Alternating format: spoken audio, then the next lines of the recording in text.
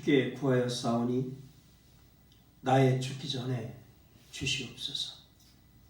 곧 허탄한 거짓말을 내게서 멀리하옵시며 나로 가난하게도 마옵시고 부하게도 마옵시고 오직 필요한 양식으로 내게 먹이시옵소서. 혹 내가 배불러서 하나님을 모른다 여호와가 누구냐 할까 하오며 혹 내가 가난하여 도적질하고 내 하나님의 이름을 욕되게 할까 두려워함이니이다.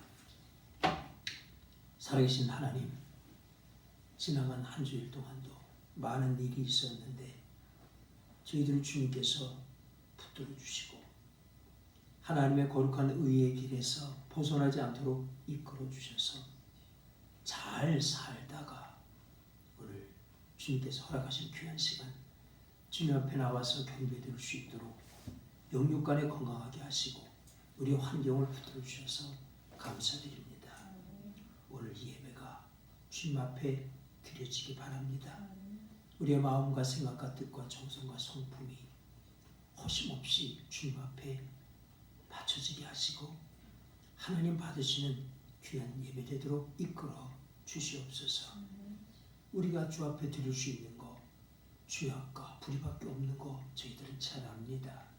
주님의 거룩한 보혈로 덮어주셔서 그저 하나님께서 보실 때에 덮여진 예수로만 주님 앞에 드려지는 복된 시간 되도록 은혜를 베풀어 주시옵소서. 천군 천사 동원시키셔서 이 자리에 거룩한 은혜가 충만하게 하시고 흑암과 악한 세력들이 틈타지 못하도록 성령께서 지켜 주시옵소서. 예수님 이름으로 간절히 기도 올리옵나이다. 아멘. 찬송가 214장.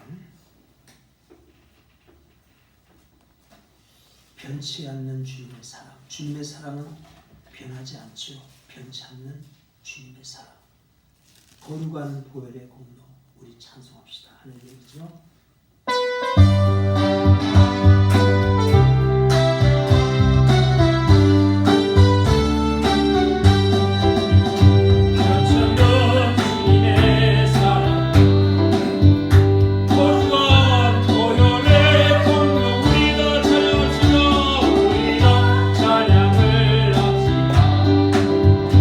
주님을 만나고 내가 달며 예수는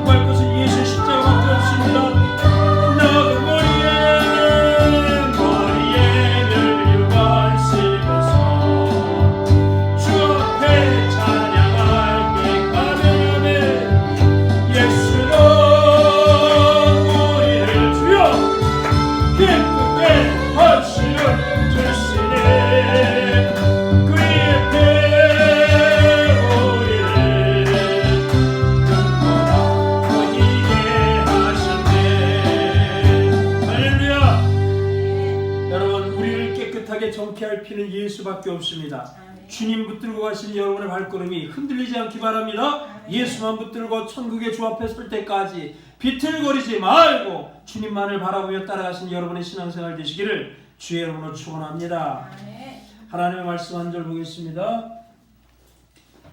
마태복음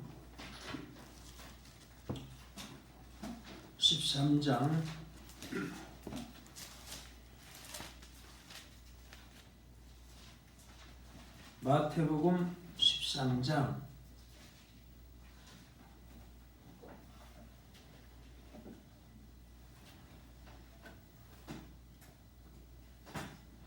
44절부터 50절까지 말씀을 보겠습니다. 44절부터 54절입니다. 마태복음 13장 44절부터 봉독하겠습니다. 제가 봉독합니다. 천국은 마치 밭에 감추인 보화와 같으니 사람이 이를 발견한 후 숨겨두고 기뻐하여 돌아가서 자기의 소유를 다 팔아 그 밭을 샀느니라. 또 천국은 마치 좋은 진주를 구하는 장사와 같으니 극히 값진 진주 하나를 만남에 가서 자기 소유를 다 팔아 그 진주를 샀느니라. 또 천국은 마치 바다에 치고 각종 물고기를 모으는 그물과 같으니 그물에 가득함에 물가로 끌어내고 앉아서 좋은 것은 그릇에 담고 못된 것은 내어 버리느니라. 세상 끝에도 이러하리라. 천사들이 와서 의인 중에서 악인을 갈라내어 풀무불에 던져 넣으리니 거기서 울며 이를 가리니 있으리라. 아멘. 까지 봅니다.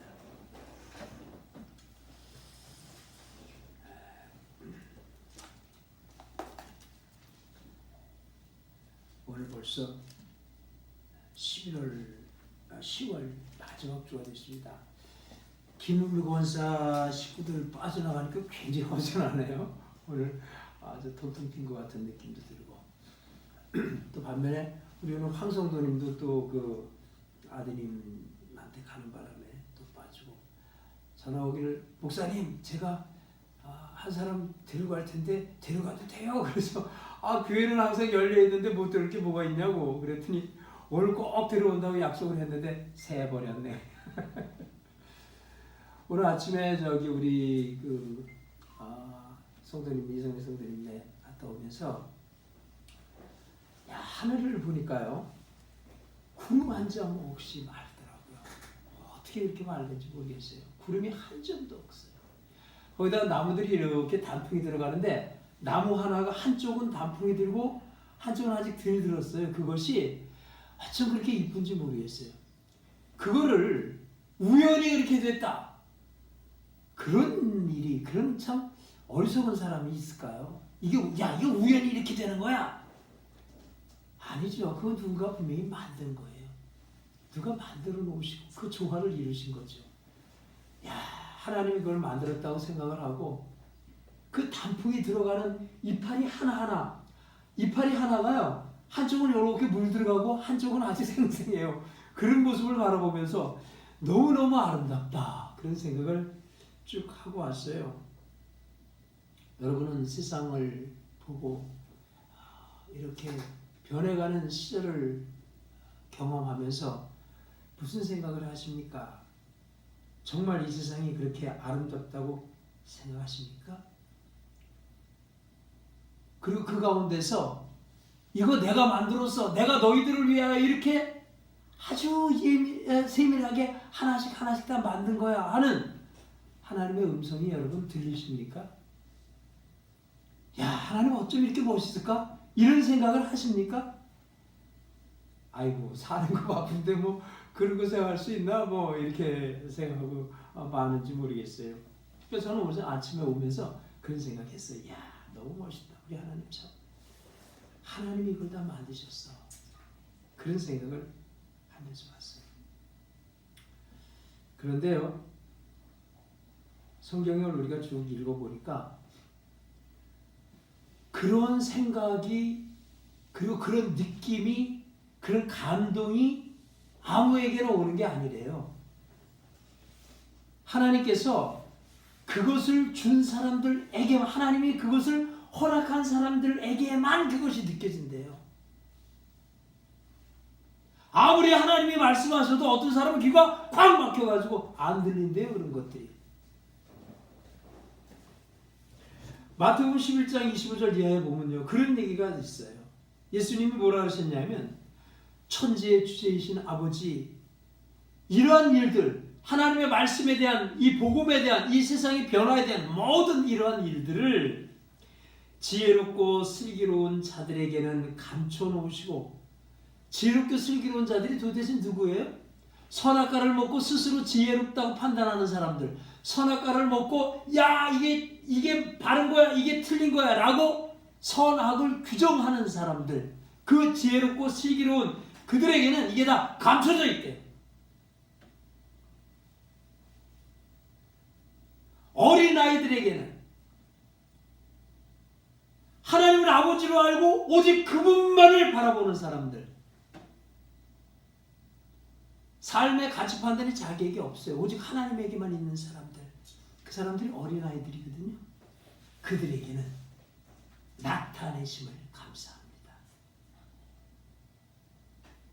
그리고 뭐라 했냐면, 옳소이다, 이렇게 된 것이 아버지의 뜻입니다.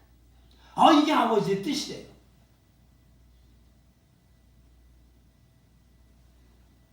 하나님의 말씀과 하나님의 계획과 섭리가 다 막혀 있는데 어떤 사람은 그거를 안 돼요. 누구? 어린아이 같은 사람들, 하나님에게만 모든 것을 맡기고 하나님을 아버지로 섬기고. 이번에 3개월 동안 김은미 권사가 아이들 오스카시라 여기 있다가 3개월이 바람같이 지나갔어요. 어제 다 갔어요. 어제 아주 공항에서 울음바다가 됐어요. 이놈들이 안 떨어지려고 그냥 막 그걸 끌어안고 난리를 치는데, 가다가 쳐다보면 또 울어요. 또 조금 가다 또 이제 눈물이 멈추고 이렇게 조금 가다 쳐다봐서 저하고 이제 승모하고 있으면 또 울어요. 야, 그러면서 이제 들어갔어요. 근데 걔들이 여기서 3개월을 있으면서 제가 느낀 거는요, 얘들은 걱정도 없고 근심도 없고. 왜? 지금 엄마가 있으니까. 이게 모든 게 다 엄마한테 다 맡기는 거예요. 엄마만 있으면 돼, 얘들은. 그러니까 지혜민은 또, 김권사는 걔들이 원하는 건 다 해주고 싶어요. 엄마니까. 그게 어린아이들이에요. 여러분의 신앙의 삶이 정말 하나님을 여러분의 엄마, 여러분의 아빠, 여러분의 부모님처럼 생각하고 사나요? 그러면 염려하고 걱정하고 그러지 말 게 없죠. 왜? 부모님이 계시니까, 엄마가 있으니까. 그리고 여러분의 부모 되시는 하나님은 여러분의 필요한 것은 다 채워줄 거예요. 아주 채워주지 못해 안달을 할 거예요. 그게 어린아이예요. 근데 그 어린아이에게는 이런 것들이 나타나는데, 알아진대요. 근데 이것이 우리의 생각이 아니라 아버지의 뜻이래요. 그게 아버지. 세상은 자기의 지혜와 자기의 가치관과 철학으로 절대로 이것을 알 수가 없어요. 야, 이 꽃잎 하나하나, 나뭇잎 하나하나 변하는 게 하나님의 뜻이야? 하나님이 나를 사랑해서 나를 보라고 준 거야. 그거 모른대요. 아까 오다가도 그 얘기했지만, 우리 공부사관학교 앞에 이 은행나무가 쭉 양쪽에 있잖아요. 얘들이 열매를 낼 때는 똥냄새가 나서 신나네요. 그죠? 그런데 오늘 오다 보니까 양쪽에 은행잎이 막 노랗게 단풍이 들어가고 있었어요. 다음 주쯤이면 아마 노랗게 될 것 같아요. 얼마나 이쁜지 몰라요. 근데 그걸 본다고 해서, 야, 하나님이 이걸 만드시고 누구를 위해서? 나를 위해서. 나 보라고. 야, 나를 보라고 이걸 만드셨어. 주님의 나를 너무너무 사랑하셔서 이 천지를 이렇게 아름답게 만드시고, 누구 때문에? 나를 쳐다보라고, 나를 보라고. 이런 생각이 드는 사람이 몇 명이나 있겠어요?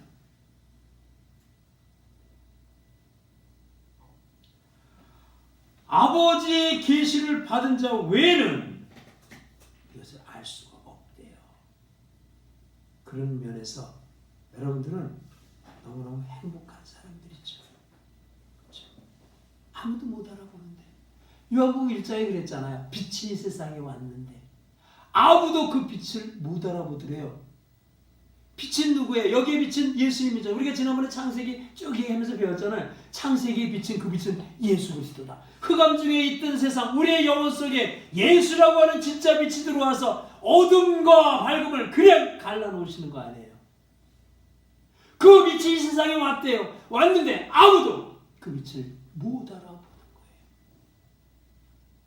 오늘 왜 요한복음 마태복음 하냐면 몇 주간 창세기만 했더니 좀 식상할 것 같아서 하루 이 간식 먹으러 나왔어요. 오늘은 아무도 못 알아보는데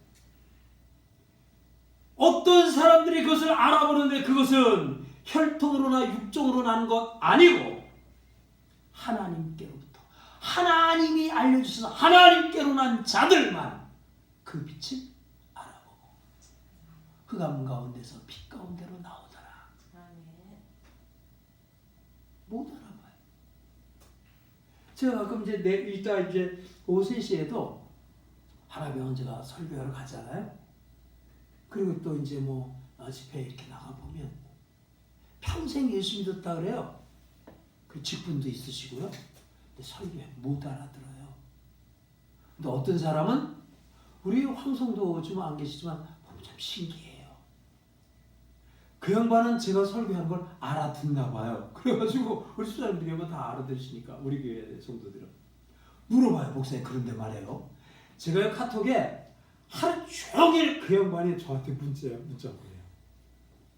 하루에 보통 한 10통 정도 보내는 것 같아요. 목사님 이건 어떻고 저건 어떻고 이렇게 보내고 그럼 제가 또 이제 잘은 못하지만 이렇게 답장을 해주면 또 보내요. 그래놓고 만약에 하루를 서로 문자를 안 하면 목사님 하루를 안 했는데 너무 오래 못 만난 것 같다고 막 이러면서 또 제가 막 와요. 예수를 오래 믿었다고 해서 하나님의 말씀을 아나요? 성경을 많이 본다고 해서 하나님의 진리 속에 들어갑니까? 그렇지 않은 것 같더라고요. 어떤 사람은 처음 믿어도요. 그 복음을 알아듣는 사람이 있어요. 누구? 하나님께로부터 난 자들.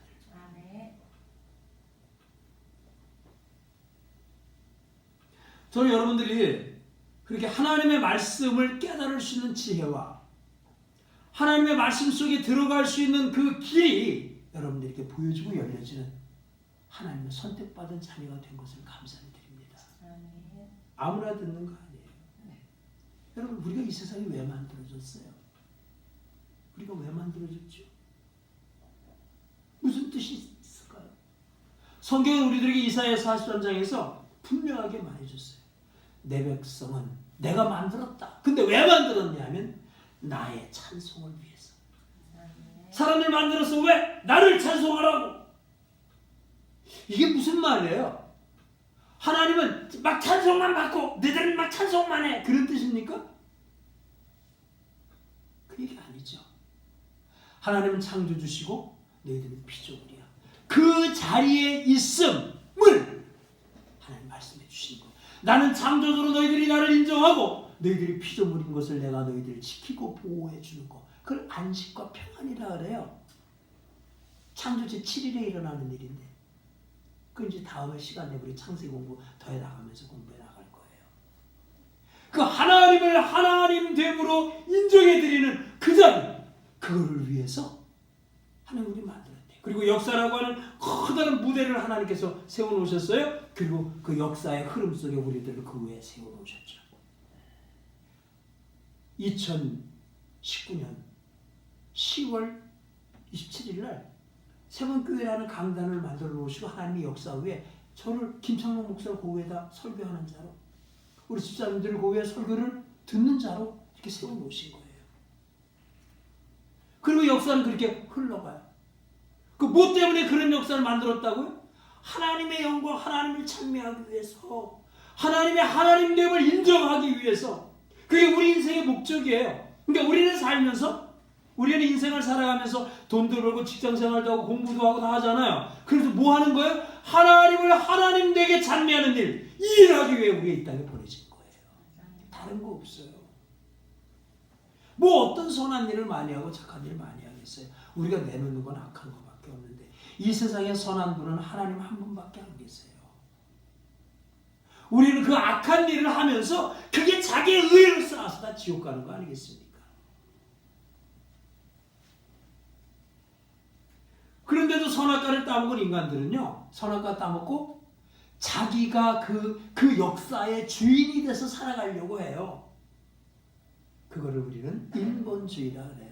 인본주의가 다른 게 아니에요. 내가 역사의 주인이 되고 내가 내 인생의 삶의 주인이 되면 그걸 인본주의라 그래요.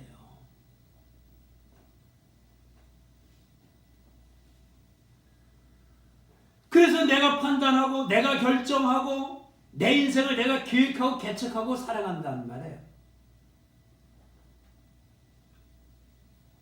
여러분 차에 이렇게 길을 가실 때 보면 그런 거 못 보십니까?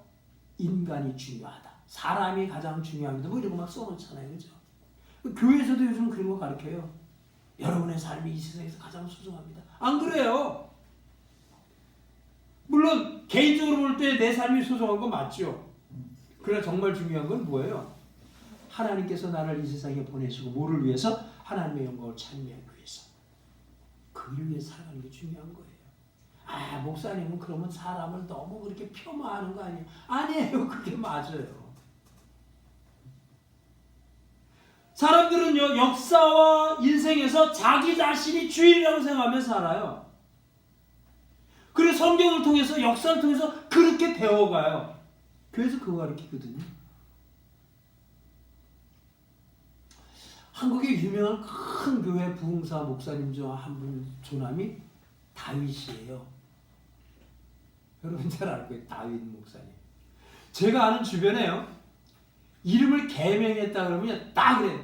뭐 박여수아, 뭐 김모세, 뭐 조바울 막 이래요. 그거 왜 그렇게 해요? 나는 그 사람들처럼 그 이름을 본받아서 그의 삶을 본받아서 살아갈 거야. 그러면서 그 이름을 쓰는 거예요. 성경에 많은 위대한 인물들을 통해서 하나님은 우리에게 그들을 본받아 살아라 라고 해서 우리에게 그 인물들을 가르쳐 주셨나요?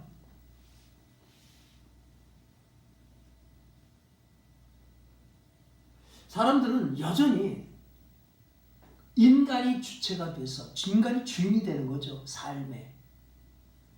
그렇게 살아가길 원해요. 그게 선악과 따먹은 아담의 후예들의 본성입니다. 그러나 성경이 우리에게 그 수많은 위대한 인물들을 가르쳐 주는 것은 그들을 통해서 너희들이 이렇게 살아가 라고 하는 걸 가르쳐 주기 위해서 아니에요. 야, 이 사람들 훌륭하지? 근데 봐라. 성경을 통해서 보면 그 사람들의 단점과 그들이 잘못 걸어가는 길을 막 적어놨어요. 그죠? 다윗도 허물이 많잖아요. 아브라함은 말할 것도 없어요.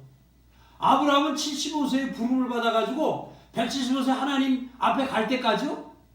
그 인생을 쭉 보면요. 뭐 중요한 건 뭐 많이 빠지고 그 필요한 것만 적어놨지만 그의 삶을 보면 결코 여러분들이 본받을 만한 인생이 아니에요.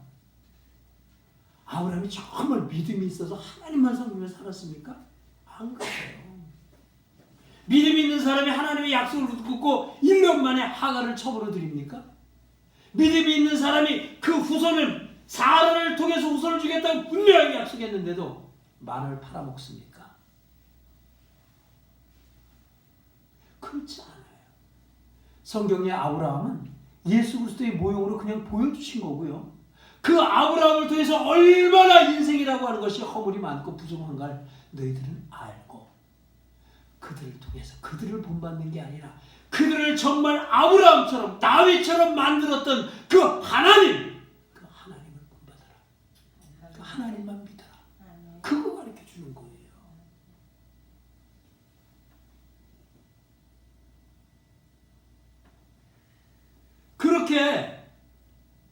인본주의로 흘러가고 있는 이 세상, 아주 그냥 사람 중심 하는 이 세상에서 하나님 중심으로 살아가는 사람들은 주님이 눈을 열고 귀를 열어주셔야만 가능하다 하는 것을 성경은 가르쳐주는 거예요. 그러니까 우리는 인본주의로 살면 안 돼요, 여러분. 우리는 하나님 중심으로 살아야 돼요. 알았어요? 우리 한번 따라합시다. 하나님 중심. 아주 오로지 하나님 중심으로 사셔야 돼요. 철저하게. 교회 그거 가르쳐줘야 돼요, 오늘날 교회는. 근데 그거 잘 안 가르쳐주니까 문제가 되는 거죠. 그 얘기가 오늘 본문에 나오는 우리 아까 읽어드렸던 본문이에요. 한번 잘 들어보세요. 오늘 본문에 이렇게 되어 있어요. 천국은 마치 밭에 감추인 보화와 같다.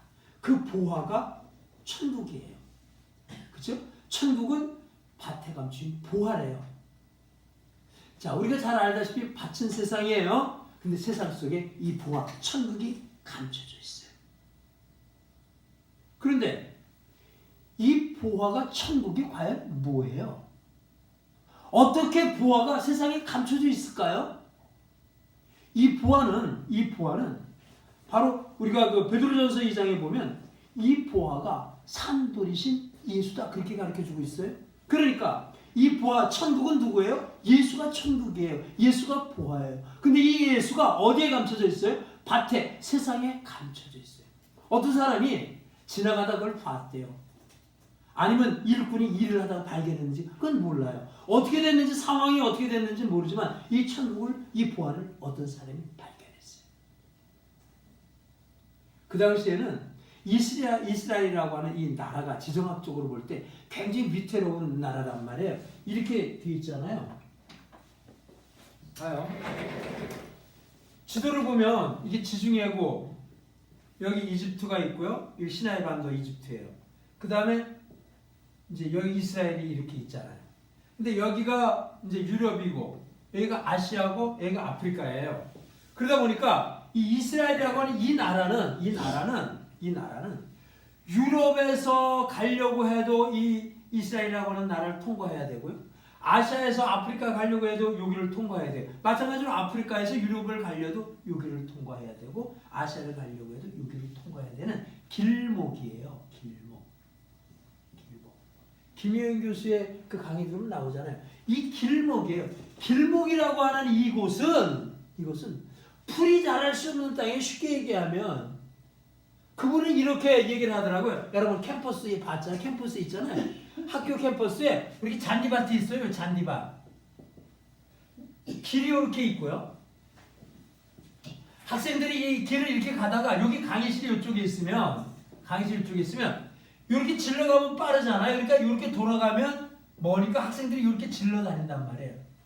여기 계속 질러가고 질러오고 하니까 여기 잔디가 무성한데 이 길목은 사람들이 많이 다녀가지고 여기 잔디가 어떻게 돼요? 다 없어져요. 그렇죠? 이 길목에 이스라엘 백성들이 지금 놓여 있어요. 그러다 보니까 수시로 유럽에서 아시아에서 아프리카의 사람들이 지나다니면서 여기 수시로 이방 민족의 침입을 받았던 땅이에요. 그러니까 이 사람들은 평소에 습관이 어떤 습관이 있냐면 돈만 생기면 뭐 급덩어리 물질만 생기면 어떻게 해요? 항아리에다 넣어가지고 밭에다가 숨겨놨단 말이에요. 역사에 보면 AD 70년에 그 예루살렘 성이 로마 티토스 장군에 의해서 멸망당했을 때 사람들이 예루살렘을 뒤져가지고 밭에서 보화를 많이 찾아냈대요. 누구 건지도 몰라요. 세월이 오래 지나보면 그 사람이 죽을 수도 있고 전쟁에 나가 죽을 수도 있고요. 객지에 나가서 객사할 수도 있고요. 그래가지고 보화가 주인을 잃어버린 보화가 많아가지고 그것을 많이 발견했대요. 그렇게 이스라엘 사람들 습관적으로 귀중품이 있으면 항아리 같은 데 담아가지고 밭에다 감춰놨단 말이에요. 그런 어떤 밭에 어떤 사람이 그 보화를 발견한 거예요. 그러면 여러분 생각해보세요. 여러분들 같으면 그 보화를 발견해서 금덩어리, 은덩어리 담겨있는 항아리를 발견했으면 어떻게 할 것 같아요? 그냥 슬쩍 가져온 건 도둑놈이잖아요. 그죠? 그러니까 그렇게는 못할 것 같고 이 사람은 어떻게 했냐면 이걸 잘 묻어놨어요. 아무도 모르게. 그리고 집에 와서 이 보화가 얼마나 가치 있는지는 몰라요. 이 보화가 아까 누구라 그랬어요? 예수라 그랬단 말이에요. 하나님의 진리 천국. 그러니까 이것이 얼마나 가치가 있는지는 몰라요. 왜 성경이 그것을 가치를 안 써놨는지 아세요? 그 다음에 나오는 진주 비유에서도 마찬가지예요. 이게 얼마짜리다. 이거 가치 안 써놨어요. 왜냐하면 이걸 써놓으면 이게 만약에 1,000억짜리다. 그러면 내가 1,000억이 없는 사람 이걸 못 사잖아요. 그죠? 예수님께서 우리에게 말씀하시면서 누구나 접근할 수 있도록 길을 열어주신 거예요. 있는 사람이나 없는 사람이나 다 보화를 살 수 있단다. 어떻게 하면? 자기의 소유를 팔기만 하면 보화를 살 수가 있는 거예요. 그러니까 가격을 여기다 안 적어놨어요. 그래서 이 사람이 와서 뭘 했냐면 자기의 소유를 팔아서 이걸 샀대요. 어떻게 샀는지 모르겠어요. 잘 보세요, 여러분. 이 주인에게 가서 내가 가만히 보니까 이 땅값이 요즘 시가로 얼마 정도 되는데 그 시가를 내가 당신에게 줄 테니까 이 땅을 나에게 파시오. 이래서 샀는지 내가 보니까 그 밖에 보화가 이만큼 있는데 야 이게 비싼 보화예요? 그러니까 그 보화까지 내가 낮춰서 당신에게 이걸 줄게요. 그러니까 이 밭을 나한테 파세요. 그랬는지 그건 모르겠어요. 여러분 그리스도인으로서 양심껏 한번 생각해 보세요. 어떻게 하는 게 옳겠어요? 내가 가서 밭값만 치르고 밭을 사는 게 낫겠어요? 밭에 있는 보화까지 생각해서 돈을 치르고 사는 게 낫겠어요? 어쨌든 중요한 게 있어요. 이 사람은 자기의 소유를 다 팔았대요. 그래서 그 밭을 샀어요. 여러분 이 사람에게 있어서 그 밭이 의미가 있습니까? 이 사람은 밭은 아무 의미가 없어요. 이 사람의 관심은 오직 어디에 있어요? 그 밭에 숨겨져 있는 보화에 있는 것이지 그것 때문에 밭을 사는 거예요. 밭은 세상이에요. 여러분은 세상을 사요. 왜? 이 세상에 감춰져 있는 예수 때문에 세상을 사는 거예요. 우리는 세상에 관심이 없어요. 이 세상이 어떻게 돌아가든지 이 세상에 어떤 목적으로 살아가든지 그거 나하고 아무 관심 없어요. 내가 관심 있는 건 오직 이 세상 속에 감춰있는 예수라고 하는 보화만 관심 있는 거예요. 그것을 얻기 위해서 뭐가 필요해요? 세상이 필요한 거예요. 그것을 내가 사기 위해서 세상이 필요한 것이지. 왜? 그 보화가 세상에 감춰져 있으니까. 사사기에 보면 그하고 똑같은 얘기가 나와요. 이스라엘 백성들이 가나안 땅에 들어가서 자기가 원하는 땅을 막 가져요. 나는 이 땅 주세요. 나에게는 이 땅 주세요. 근데 거기 이상한 사람 하나가 툭 튀어나오잖아요. 갈렙이라고 하는 사람이 나와요. 갈렙이 와서 그래. 나는 그 땅 다 필요 없어. 다 필요 없어. 나는 그 땅에 아무 관심 없어. 나에게는 오직 하나의 관심 있는 땅이 있다. 그게 어디야? 헤브론 땅. 그 사막 같은 땅. 물도 없어서 물을 봐야만 하는 그 땅 나에게 줘. 왜? 하나님이 나에게 주겠다고 한 땅이니까. 다른 거 다 필요 없어. 너희들은 좋은 땅, 좋은 풀밭이 있고 좋은 초지가 있고 목초지가 있는 그 땅 다 가져. 그러나 나에게는 내가 필요한 땅 하나 있어. 그게 뭐냐? 하나님이 나에게 주겠다고 한 그 땅. 내 관심은 오직 거기에만 있어. 이 세상에 어떤 땅도 나는 필요 없지만 주님이 나에게 주겠다고 했다면 사람들이 세상의 눈으로 바라볼 때는 그것은 황야요 광야요 목축지가 아닌 저 남방 네게부 사막 땅이지만 그거 나에게 주님이 주시겠다고 했으니 나에게 그 땅을 다오.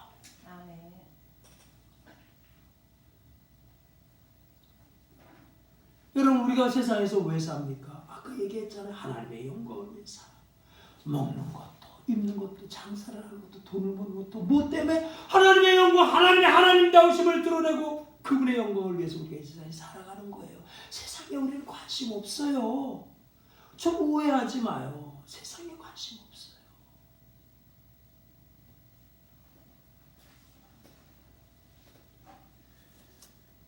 그 예수라고 하는 분을 어떤 사람에게만 눈을 열어서 알려주신 거예요. 보화를 발견한 거예요. 세상에 그 밭의 주인은요, 그 밭의 주인은 자기 밭에 보화가 있는지 뭐가 있는지 전혀 관심도 없고 몰라요. 그 보화를 밭에 숨겨져 있지만 그 보화를 발견하지 못했다니까요. 몰라요. 그 밭이 보화. 내 밭이에요. 내 밭인데 여기에 보화가 있는지 없는지 모른다는 말이에요. 관심 없어요. 그거.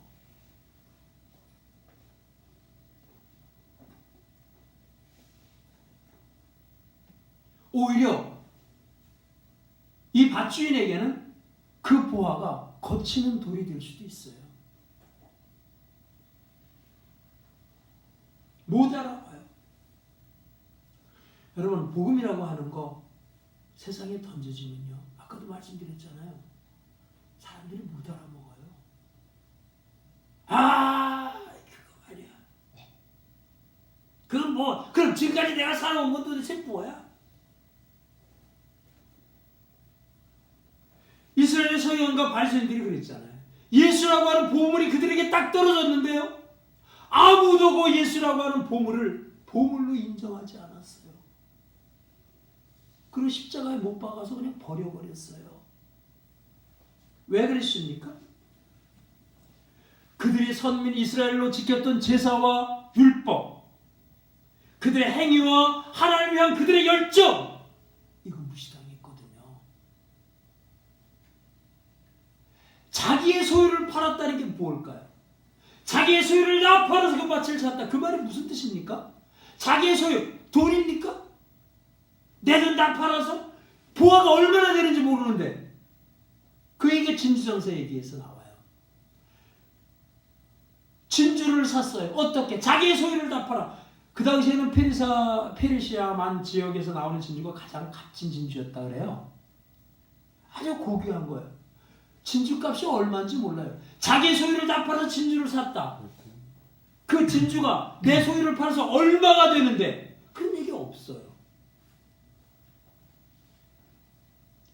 자기의 돈을 다 팔아서 밭을 사고 진주를 사나요? 그런 얘기 아니에요. 여기에 자기의 소유가 과연 무엇입니까, 여러분? 자기 소유.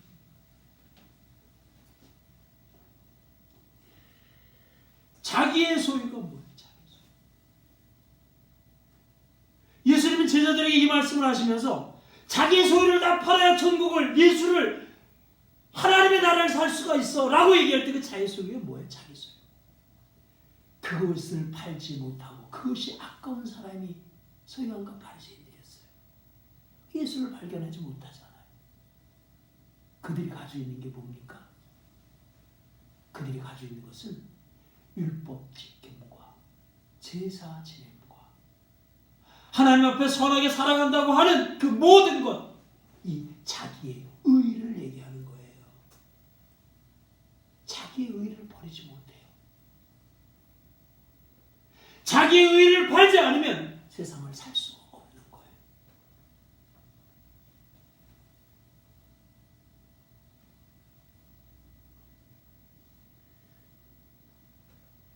하나님의 은혜로 말미암아 눈이 열려서 하나님의 은혜로 선택으로 말미암아 밭에 감추어진 보석을 발견한 사람들은 그 하나님의 은혜를 깨닫고 아는 사람들은 자기의 의를 버려요. 그리고 세상을 사죠. 왜? 그 보화 때문에.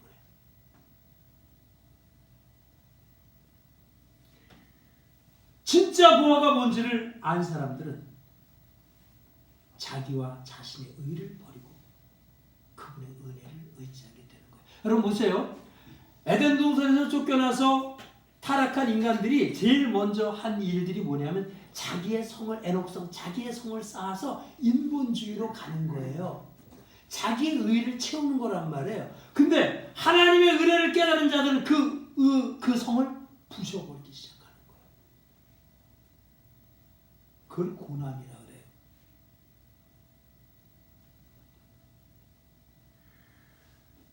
그러니까 예수에 대한 복음을 제대로 깨닫고 하나님의 나라를 제대로 안 사람들은 자기의 의를 팔아버려요. 버리게 돼요. 그러면 세상에서 바라볼 때 그 사람은 약간 좀 바보 같아지겠죠. 야, 저거는 예수를 믿더니 좀 애가 좀 이상해졌어. 뭐 그러는 거예요. 예수 믿더니 저거 좀 맛이 좀 갔어. 뭐 그러는 거죠. 열심히 교회 생활하고 막 집 팔아서 헌신하고. 지금은 그런 일 없지만 옛날에는 집을 팔아서 헌금 많이 했잖아요. 그죠? 집 팔아서 전세 가고, 전세하던 사람이 그거 팔아가지고 월세 가고 막 그랬잖아요. 성전 짓는다 그러면 막 했어요. 그리고 마음속에 막 간직하는 거예요. 내가 그래도 내 집을 팔아서 하나님의 전을 전사하고 이런 거 간직하고 있죠. 그거 다 자기 의잖아요. 없는 살림에 막 치려가지고 막 선교 여행 가고요.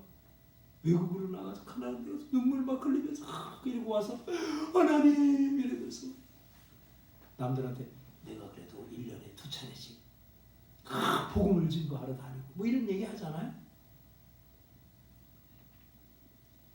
가난한 사람을 보면 못 지나가지. 어떻게 입는 거 입고 있는 거라도 벗어서 씌워주고 가야 되잖아요. 그게 나쁘다는 거 아니에요. 그리고 나서 항상 마음속에 그 생각이 있어요. 하나님의 은혜로 나는 그렇게 가난한 사람이 내 옷을 벗어주는 이런 사랑을 주셨어. 이런 거 가지고 있는 거예요. 그게 자기의라는 거예요. 여러분 잘 깨달으셔야 돼요. 그렇게 살지 말라는 거 아니에요. 예수 믿는 사람은 그렇게 살아야 되고요. 세상 사람들보다 더 세상적 관점에서 더 선하게 살아야 돼요. 그러나 그것이 자기의 의로 남아있으면 안 돼요. 이게 자기 거예요. 이걸 다 팔아버리면 좀 바보같이 돼요, 사람이. 근데 오늘 교회에서는요, 이거를 많이 붙일수록 훌륭한 사람이라고 얘기를 하는 것 같아요. 그죠? 이거 아주 그냥 여기다만 더더욱 붙여놓으면 훌륭한 사람으로 보여요. 그래서 자기를 어디로 갔는지 없어요. 속에 이렇게 감춰져 있고 그 위에 막 덕지덕지 이렇게 떡을 쳐가지고 붙여놓고서는 화장이 아니라 변장을 하고 앉아가지고 그래도 그걸 훌륭하다고 얘기를 하고 있잖아요.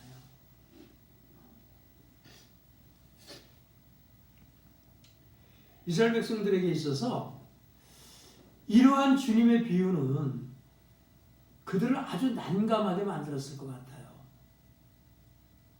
천국을 어떤 사람이 발견했다. 근데 자기 소유를 다 팔았어. 그럴 때 여러분 예수님께서 비유를 여러 가지 하셨는데 그 중에서 딱 2가지만 설명해 줬어요. 제자들에게. 첫째는 뭐냐면 알곡과 가라지의 비유. 그러면서 뭐라 그러셨냐면 이것은 첫 번째 비유이기 때문에 이것은 알아야 다른 비유를 안다. 그래서 설명해 줬어요. 그 다음에 또 하나 딱 하나 알려준 게 뭐냐면 씨 뿌린 자의 비유가 첫 번째였고 그 다음에 알곡과 가라지 비유였어요. 이게요 어떤 얘기냐면 이런 거예요. 이스라엘 백성들은 스스로 알곡이라고 생각했어요. 그들은 나는 알곡이야. 하나님의 선택받은 선민이야. 그러니까 당연히 어디 가요? 천국 가. 그렇게 얘기했어요. 근데 거기에 대해서 주님께서 야 너희들이 다 알곡 아니다. 알곡이고 가라지고 누가 판단한다는 거예요? 하나님이 판단하는 거야. 알곡이라고 생각하지 마라. 하나님이 버리면 끝나는 거야. 이렇게 얘기하니까 그 사람들 충격받았던 거예요. 그 얘기가 오늘 나와요. 어떤 사람이 밭에 그물을 바다에 물에다 그물을 던졌더니 그물에 물고기들이 가득 찼대요. 근데 그 중에서 잘 들어야 돼요. 그 중에서 어떤 물고기는 선택하고 어떤 물고기는 버렸다는 거예요. 그럼 여러분 잘 보세요. 그물 속에서 물고기가 선한 일을 많이 하면 고등어가 꽁치가 됩니까? 조기가 넙치로 바뀌나요? 보고 있죠? 보고. 옛날에는 보고 안 먹었는데 독 있다고. 요즘 보고가 비싸잖아요. 그럼 보고가 갈치가 되나요? 안 그래요. 근데 그들이 다 한 그물 속에 거둬져 있대요. 그리고 나서 뭐라 해요? 심판 때 이렇게 된다. 그런 얘기 했잖아요. 심판 때 이렇게 된다. 여러분이 선택할 수 있는 선택의 문제가 아니죠. 여러분이 판단할 수 있는 가치의 문제도 아니에요. 오늘 주님은 우리들에게 그런 얘기를 하고 계시는 거예요. 천국은 밭에 감추인 보화와 같다. 어떤 사람이 이걸 발견하고 어떻게 했어요? 그것을 소유하기 위해서 자기의 소유를 다 팔았다. 그리고 났더니 이 사람은 알거지가 된 거예요. 세상적으로 볼 때는. 그런데 그 사람은 뭘 소유했어요? 그 밭을 소유하게 된 거예요. 어떤 밭? 보화가 숨겨져 있는 그 밭. 천국은 마치 좋은 진주를 구하는 진주 장사와 같다. 틀려요. 천국은 밭에 감춘 보화였고요. 그 보화가 예수라 그랬죠. 그 예수가 진주를 구하는 진주 장사가 된 거예요. 그게 천국이에요. 그러니까 예수님이 진주를 구한대요. 그 어떤 진주? 값진 진주. 진주가 누구예요? 하나님의 자녀들이에요. 예수님이 하나님의 자녀들을 선택했대요. 자신의 모든 걸 다 팔아서 자신의 생명을 던져서 여러분을 선택했어요. 그게 예수님이에요. 누구에게만 보여져요? 어린아이 같은 애들에게, 사람들에게만 이 비밀이 알려진대요. 여러분은 이 보아 예수가 나를 구해서 그분이 하나님의 나라 천국이었어 라고 하는 이 사실이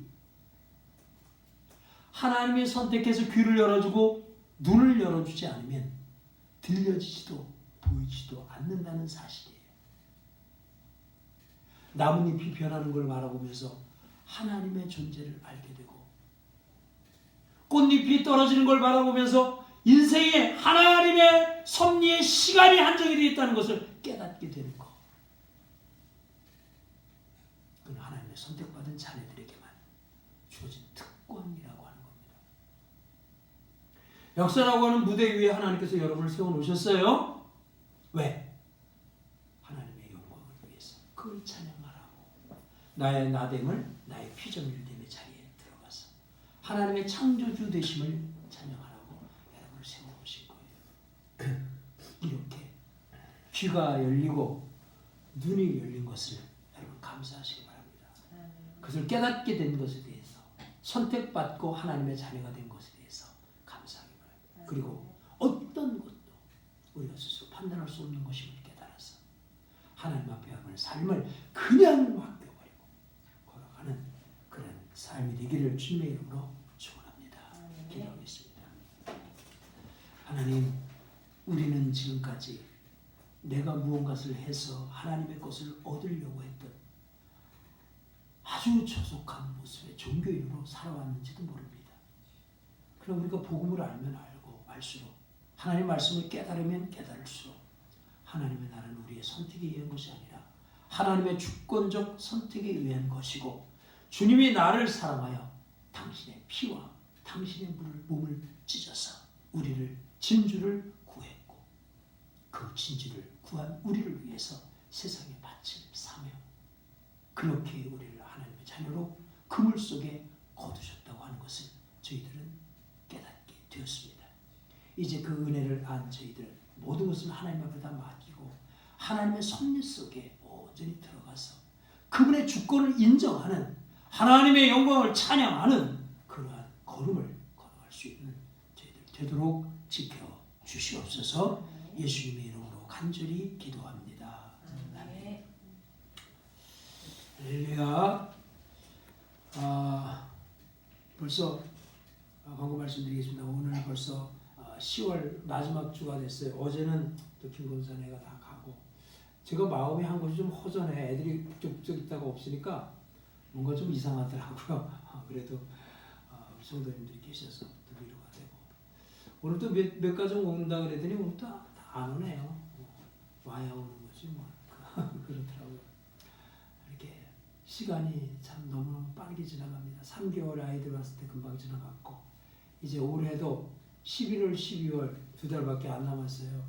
또 12월 달에는 또 우리 이성래 성도님 수술도 해야 되고 하여튼 뭐 빨리 시간이 지나갑니다. 어쨌든 세월을 좀 아끼시고 여러분에게 허락된 시간들 낭비하지 말고 하나님 앞에서 의롭게 잘 사용하시기를 부탁드리겠습니다. 그때 예배 마치고 제가 3시에는 또 병원 설교 가고요. 내일은 전주 갔다가 모레는 또 저기 하나병원 모임이 있어서 또 움직이고 바빠요. 여러분들도 시간을 좀 소용돌이 잘 쓰시기를 부탁드리겠습니다. 교회에 오지 못한 성도들 위해서 기도해 주시기 바랍니다. 오늘 황민건 성도님이 아드님 댁에 간다고 해서 참석을 못했어요.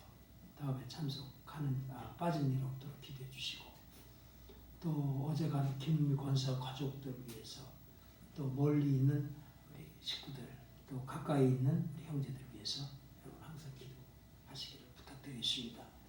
다른 광고 말씀 있나요? 광고 말씀이 없으시면 우리 다 같이 찬송 한 장 드리고 올리는 말씀으로 그렇게 하겠습니다. 예수님은 과연 어떤 분이실까요? 우리가 여러분이 알고 있는 예수님은 어떤 분이고, 여러분이 지금 믿고 쫓아가는 예수님은 누구십니까? 94장 찬송가 94장 찬송하시고 같이.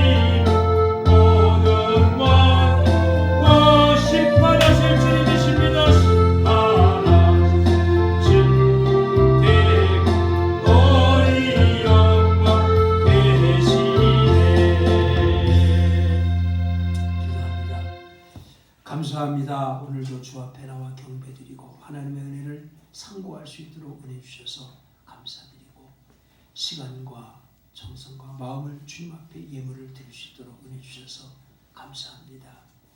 무엇보다도 저희들의 삶이 하나님이 하나님다우심을 인정하고, 이 땅에 나를 보내주신 목적이 무엇인가를 알아서 하나님의 뜻대로 살아가는 저희들이 되기를 원합니다.